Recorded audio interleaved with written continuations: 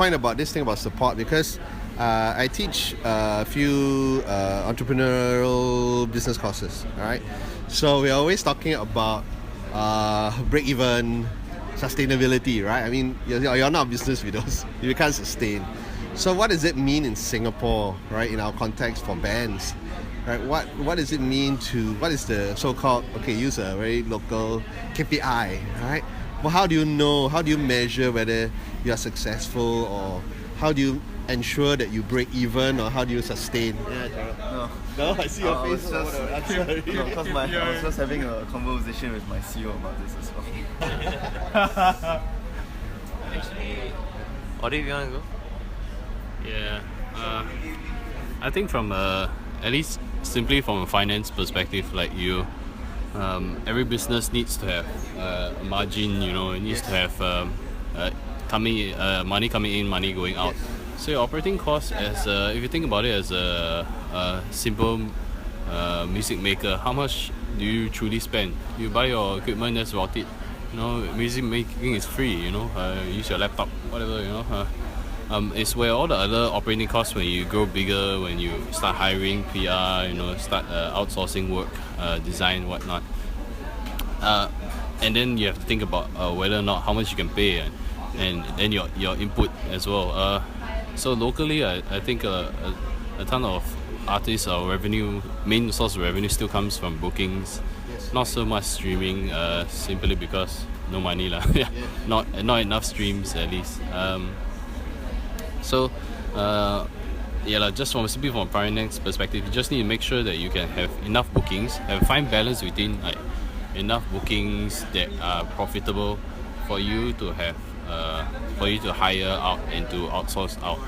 At the same time, you can consider not paying yourself so much, and having some form of fun of sorts to. Must bleed lah first at the start, so don't be too if you're not too greedy at the start, I think, or a bit more conservative, that doesn't really help in the long run. In terms of like the KPIs and all that, I think it certainly helps.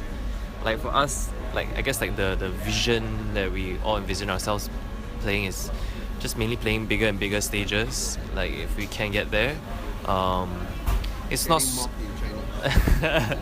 it's not so much like very clear-cut things like, oh, we want to win this award, or we want to hit this number of followers.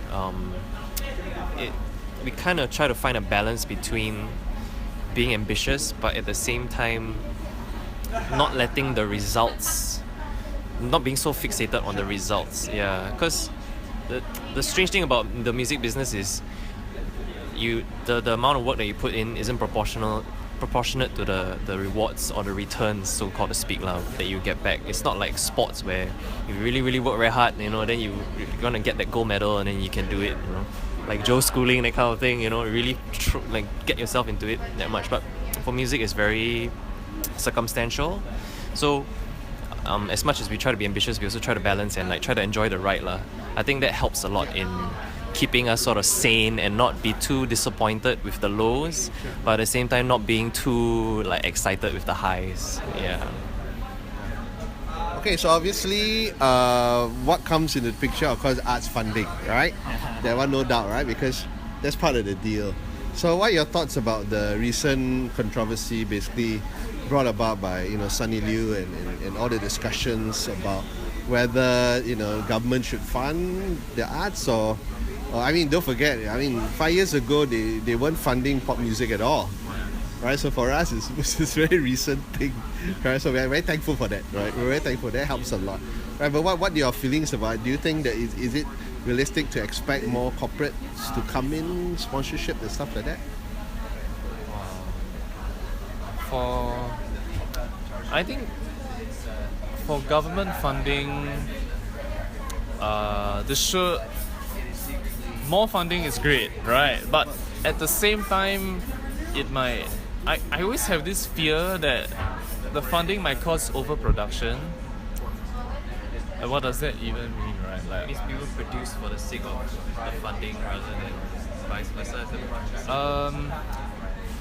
Like how like all the theatre companies, Yeah. right? They have the grants, so they have to keep putting up all these plays.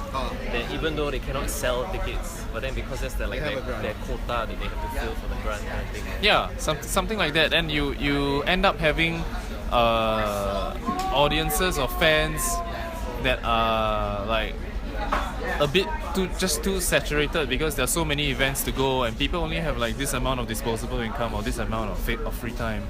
Yeah. So there's that fear, but at the same time also I think the way we think about funding is the funding is supposed to help you be more open with collaborating with others in other parts of the music. The funding, so like if for example I intend to spend $5,000 on production and I get a production grant of another $5,000, this doesn't mean I spend $0 because now I can't pay for my studio time. No, it means you continue to put in that $5,000, except now you spend $10,000. You book a better studio, you rent better equipment, you hire sound engineer, you pay your producer a bit more money. You know, the money has to go back into the ecosystem because ultimately these are the same people that will continue to help you along your musical career. I feel like this is as musicians who want to take government funding, you need to like also put yourselves in the perspective of the policymakers, right?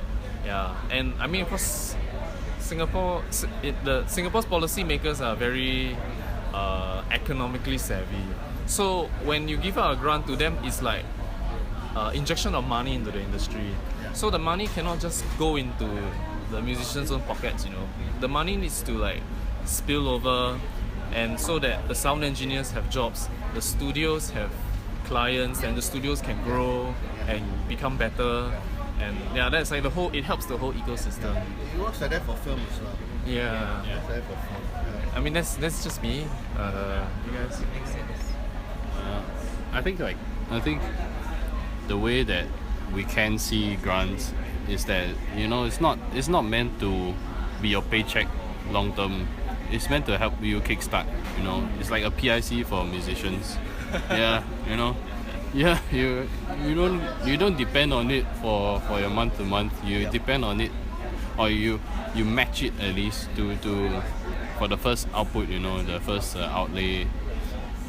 So after a while, you should make your business sustainable. You shouldn't like keep depending on it, or you know, it's not that for that purpose lah. If not, then they fund you your entire life. Then it means someone else is not funded. So you cannot depend on that basis. Of course, more money for everyone means good lah, but have to be quite selective about it. I think the government been not bad about like QC and all that lah.